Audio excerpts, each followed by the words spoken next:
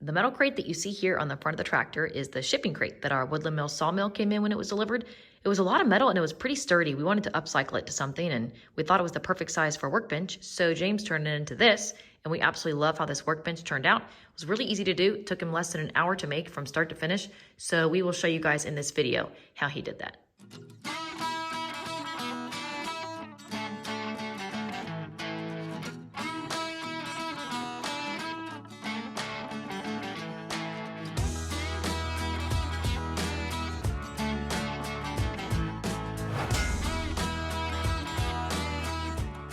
Well, look at this. I go inside to take care of the kids, and I come out, and it's practically done.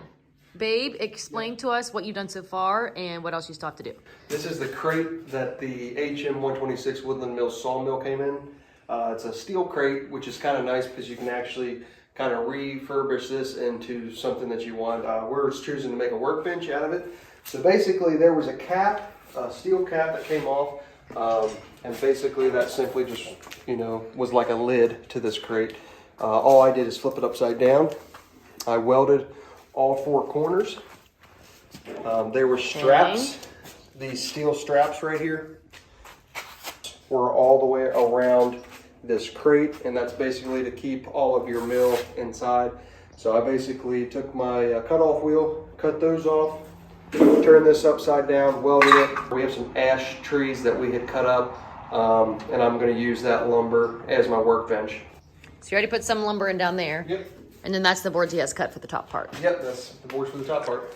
One thing I'm going to do before I throw those boards on here is I'm going to take a piece of this scrap strap and weld to the bottom of this perpendicular, and that should sturdy this up just a bit. Honestly, that board is so thick and heavy, I probably don't need it, but I'm gonna do it just because I got it here and this is probably going in the trash anyway, so.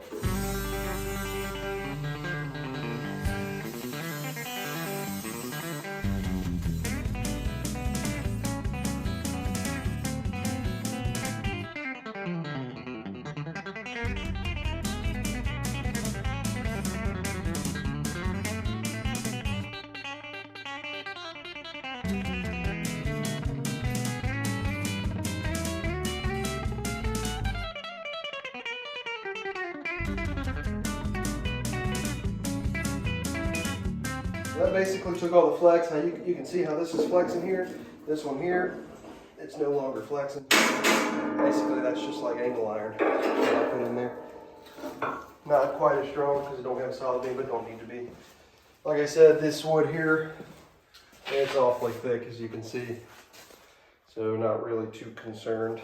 But we pretty much overkill everything, so pretty typical for us. How thick are those boards? They're probably almost 2 inches thick. Dang.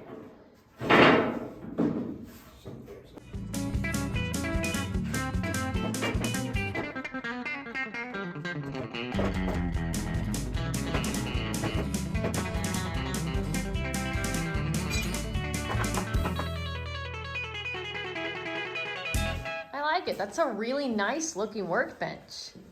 I'll probably go back through and paint everything that's metal that dark green again, or black, because we have a lot of black paint left over from the trailer build. But it looks great. I'll show you underneath.